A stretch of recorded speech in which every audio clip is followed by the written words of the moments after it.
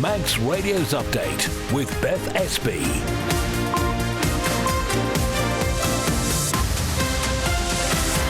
Well, first am I. Good evening. Welcome to Update on Manx Radio, keeping you up to date with what's been happening on the island today in under 30 minutes.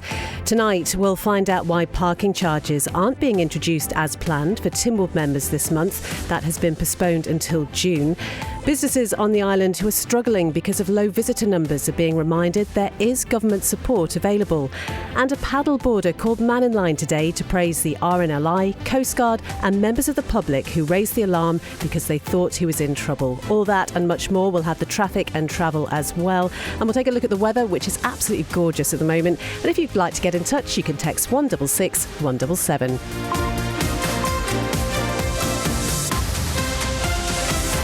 We'll start with the main news headlines with Amy Fastamai. The Great North Air Ambulance says it's taken a patient from the Isle of Man to a specialist hospital in England for further treatment after being involved in a road traffic collision.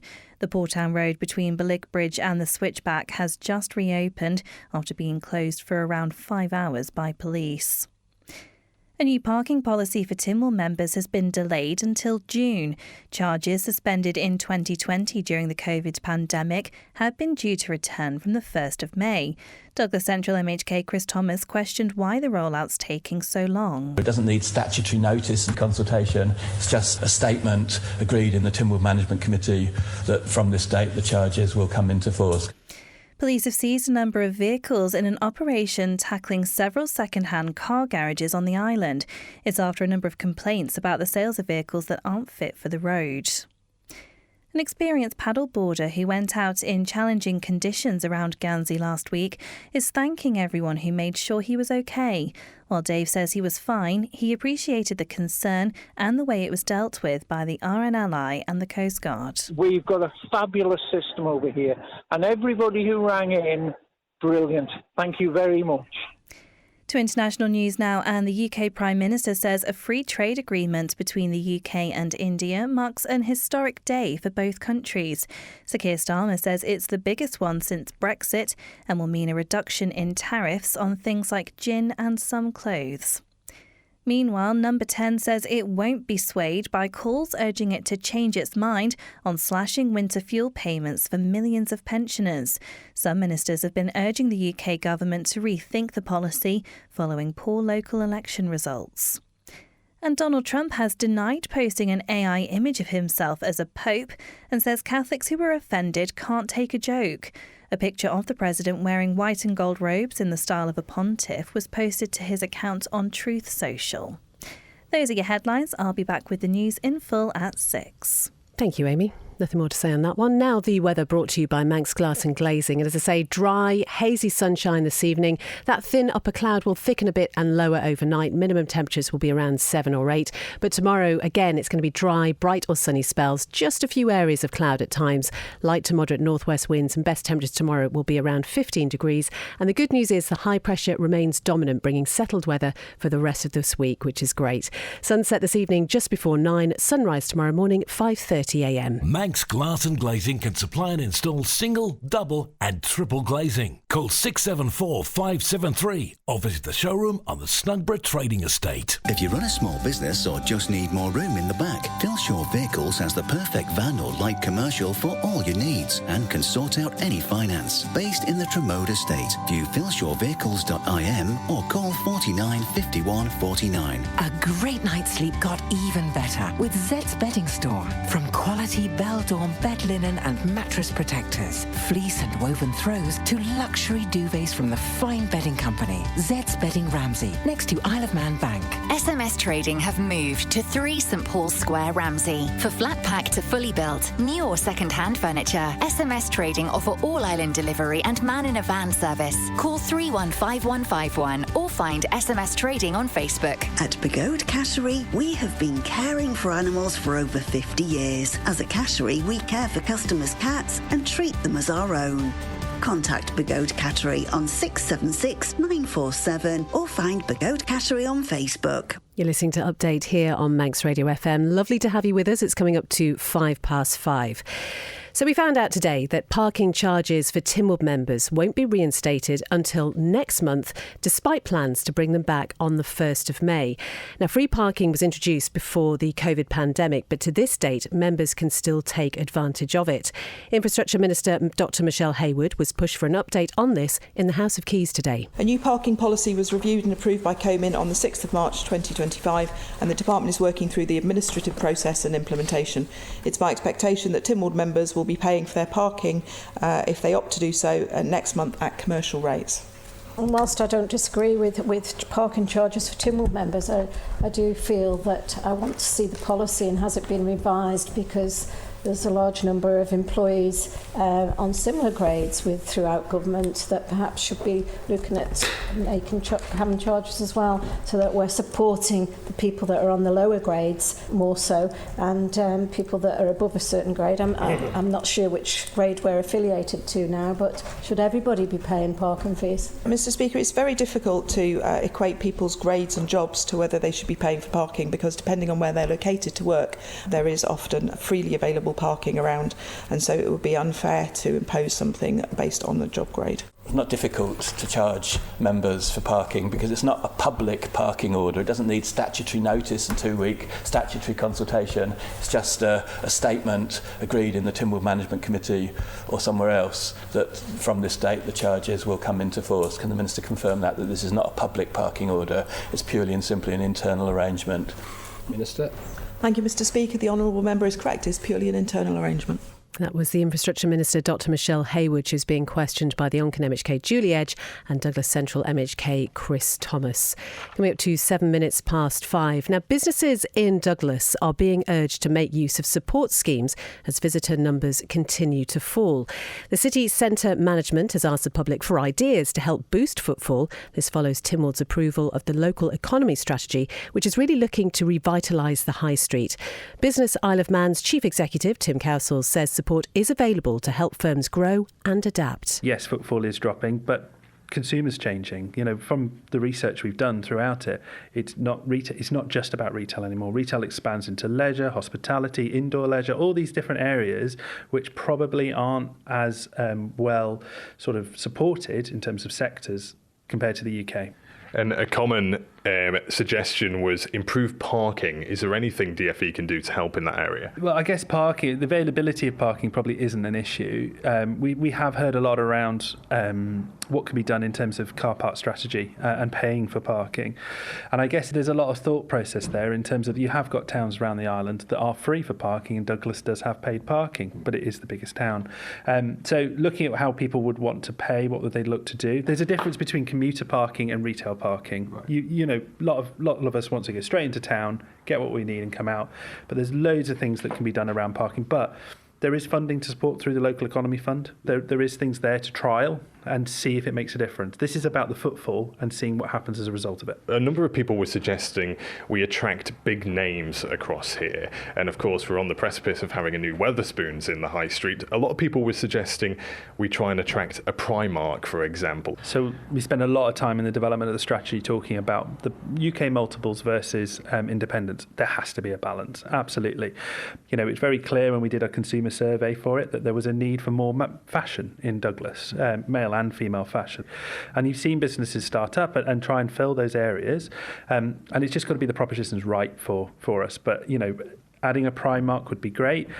The challenge we have is we don't necessarily have the size of units on the high street that could actually take that. But saying that, there's a lot of new developments that are coming forward across Douglas that could have that.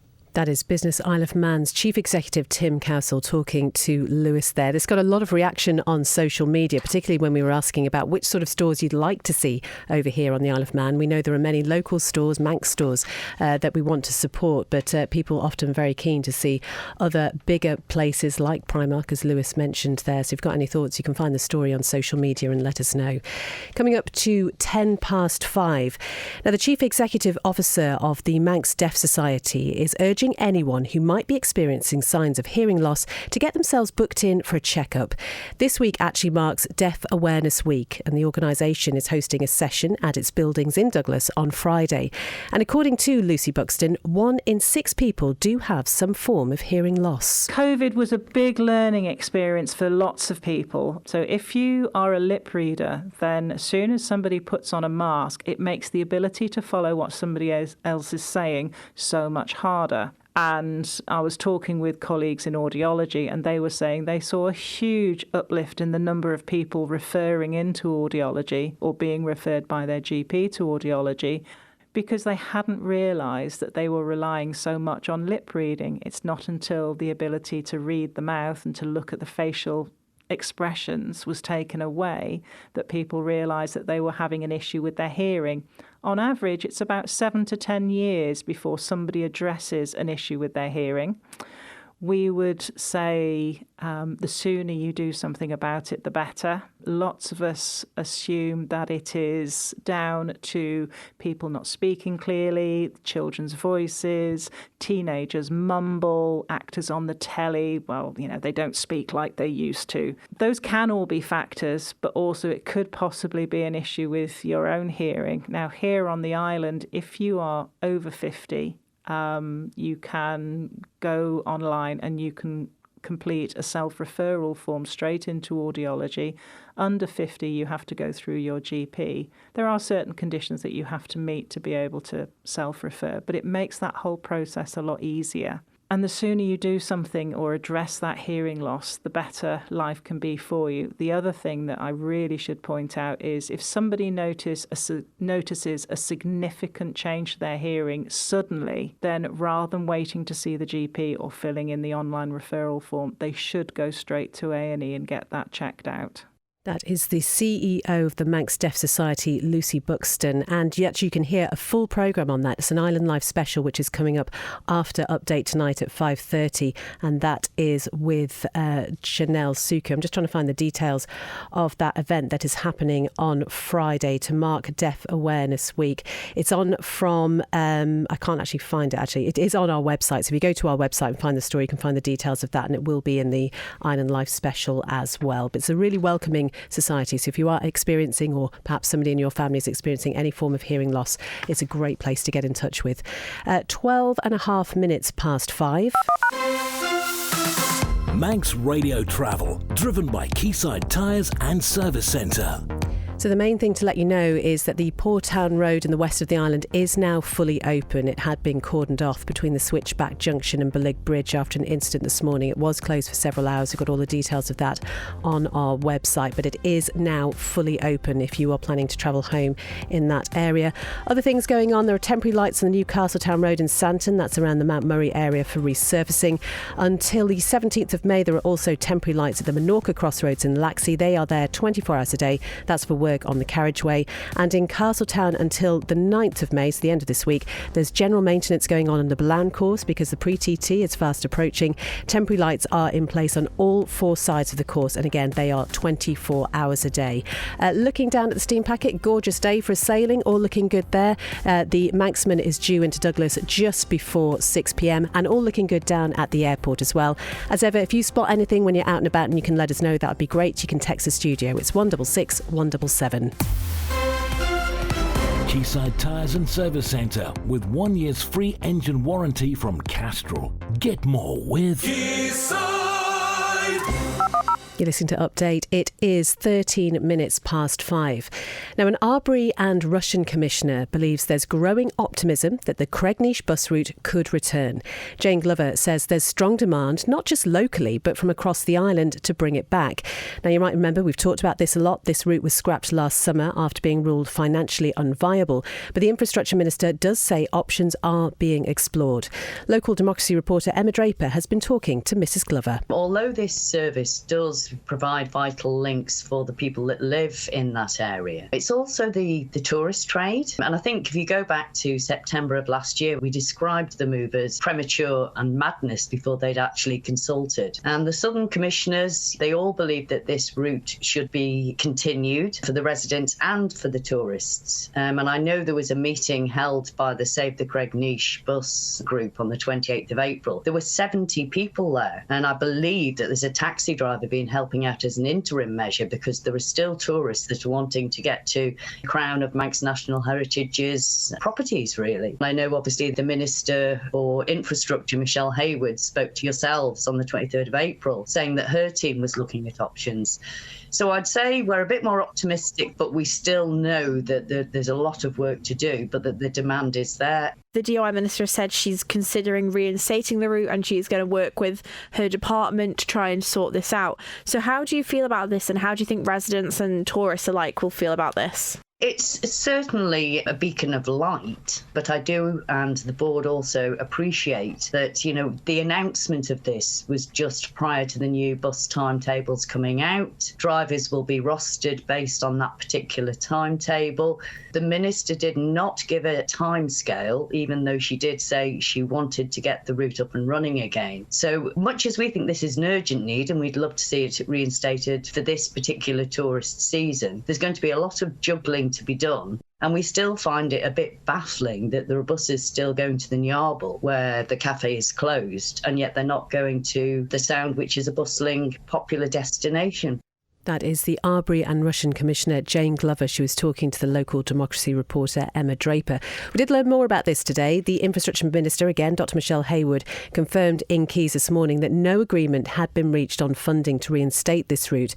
Discussions are said to be ongoing within government, but there are no formal talks yet that have taken place with local authorities.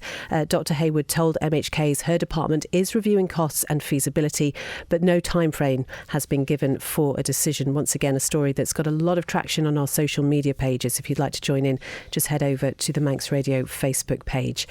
16.5 minutes past 5. The Isle of Man Chamber of Commerce says affordable and sustainable energy could help attract new businesses to the Isle of Man. Energy lead Ralph Peake believes international examples show green energy can drive economic growth, and the Isle of Man should follow suit. He's been telling Christian that current energy prices could be halved if we embrace renewables. They are high. Unfortunately, the way it's set up at the moment is it's actually connected to the gas price, and that's the way the UK have chosen to do that. Certainly by having renewable energy, our calculations would determine that would be half price from what it is now. That is achievable, and that's what we should be getting behind to make it affordable. How are you calculating that? Because Manx Utilities has told us it can't guarantee electricity prices will come down. Well, lucky enough, we've got connections with the Danish Technical University, and there's been a whole modelling done on how energy for the island can be produced and what the costs will be. That's the infrastructure as well as the costs.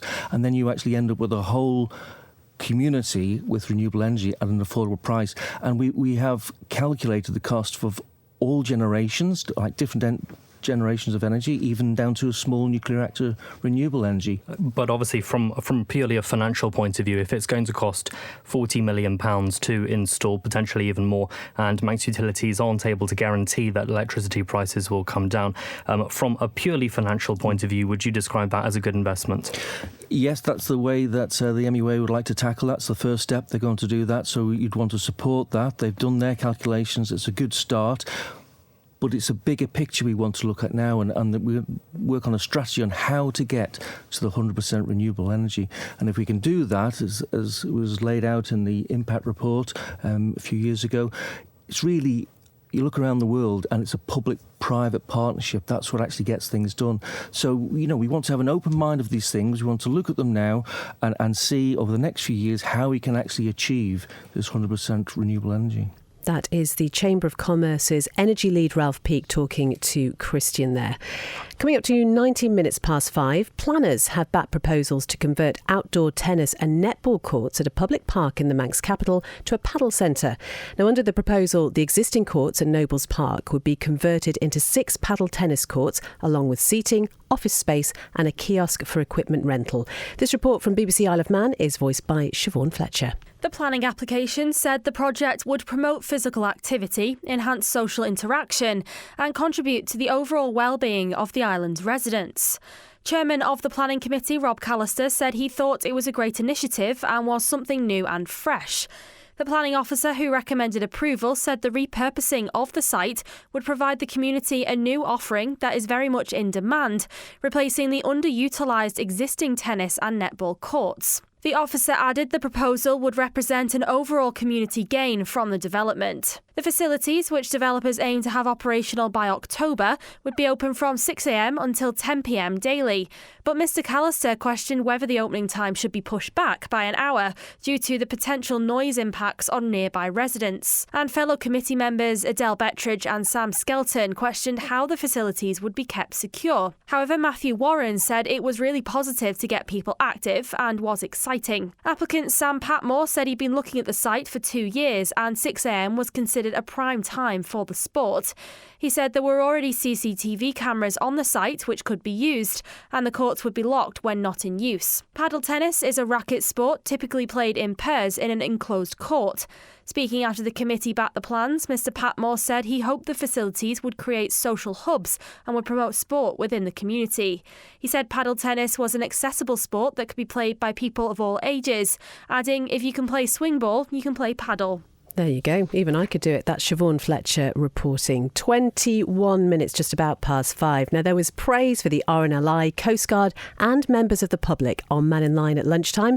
Dave called Andy about an experience he'd had down in Guernsey last week. I saw on the news that some paddleboarders were rescued in Laxey over the weekend. Last week, I went out in probably conditions that I shouldn't have done in Guernsey, and 6 or 7 people, including my wife, phoned the lifeboat and the Coast Guard to say I was in trouble. I wasn't actually in trouble. It was very challenging, but I wasn't in trouble. But I'd just like to thank everybody who rang the Coast Guard and the lifeboat, and I'd also like to thank them. They came out. They didn't come out in force. They just walked down the beach and had a chat to me about it. I mean, I am experienced paddleboarder, but we've got a fabulous system over here. And everybody who rang in, brilliant. Thank you very much. When are you going out again? Well, I don't know. Knowing me, it'll probably be when it's not nice today. It's lovely. It'll be good today, but the gods tend to laugh when I have a plan. It's something that needs to be talked about over here because people, you need to have lessons and you need to get proper instruction before you go out. Just, some of these boards, you need to make sure you've got a life jacket on, you've got a leash on, and that you've got the correct inflation. That experienced paddleboarder Dave, who called the Man in Line at lunchtime, just thanking the RNLI, Coast Guard and the public. Lovely to get calls like that. Now, the Manx Music, Speech and Dance Festival has drawn to a close for another year. It's known, of course, as the Guild, and it marked the 133rd edition of the event and saw performers of all ages compete across a variety of classes. Judith Lay has been reflecting on the highlights. That's a very familiar sound if you've been in the Villa Marina at any time over the last week for the Manx Music, Speech and Dance Festival that finished in fine style with soprano Ruth Tickle winning the Cleveland Medal, the festival's highest prize for the best adult voice.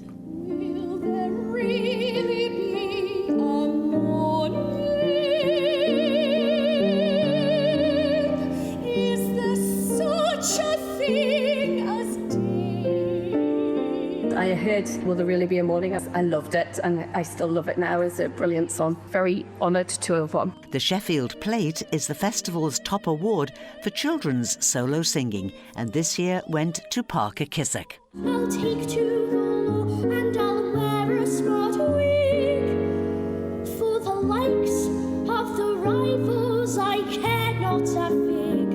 I'll ask for your hand and when we are wed I'll love you forever and ever and ever. I was honoured to just have this amazing plate and I just feel so happy and overwhelmed to have it. Alice Dakin was chosen as this year's Best All-Round Performer in Music and was given the Heather Nicholl Award, which includes a scholarship of £100. But the main festival scholarship of £1,000 was awarded this year to Zach Colligan to enable him to further develop his music skills. Oh, how lovely. Judith Lay, some great reporting from the Guild over the past week. Thanks to Jude and Chris Quirk for the lovely videos that you can still watch on the Manx Radio Facebook page. Over for another year. Sport time now. We're joined by Darren Timpson. Have you ever been in the Guild, Darren? No, I stood at the back in the choir once and just stood at the back and mouthed the words. Right. Don't mouth the words now, though, will you? Sport today, then. Good evening. Ireland athlete Will Draper finished in second place at the Xterra World Cup in Weston Park on Saturday. Draper came home 2 minutes behind winner Felix Ferrocier in Staffordshire with a time of 2 hours, 29 minutes and 1 second. The off-road triathlon event was the third round of 8, which takes place in different parts of the world. The Manxman's result puts him 13th in the overall rankings, having only competed in one race. Draper's second place finish comes a week after he won the top prize in the Challenge Gran Canaria on Saturday the 26th of April. In a social media post, the 25-year-old said, "Today was a great opportunity to race against some of the best off-road triathletes in the world, and I really gave it 100%. Will Draper will return to the road in 10 days' time to compete in the Challenge Samarin in Slovakia. In football, and Ramsey will meet Lax in the Manx Quality Sheds Hospital Cup final. The Northern side beat Peel 3-1 at the weekend thanks to goals from Charlie Higgins, Matthew Johnsey and Ollie Ayres, while Thomas Brown scored the only goal for the Westerners. Laxey meanwhile dismantled Old Boys 9-0 with Benjamin Wasser scoring 4 of the goals. Eric Hill and George Burrows both got a brace while Matthew Ogden contributed as well. The final will take place at the Ball on Saturday the 17th of May. Elsewhere, Braddon are the first team into the Paul Henry Gold Cup final after beating Colby 5-2. The second semi-final will take place tonight as Rycob take on Old Boys in Ramsey at 6:15pm. And there was league action at the weekend as Onken beat Foxdale 2-0 in the final Canada Left Combination 1 match of the season. And finally, the Isle of Man Cricket Association has submitted plans for a new state-of-the-art centre. The proposed facility, which will be based in the former Panelcraft building on Cars Lane in Tremode, aims to provide year-round training for all ages and will also form as the base for the association. 4 dedicated lanes have been included in the plans, with further space for coaching development.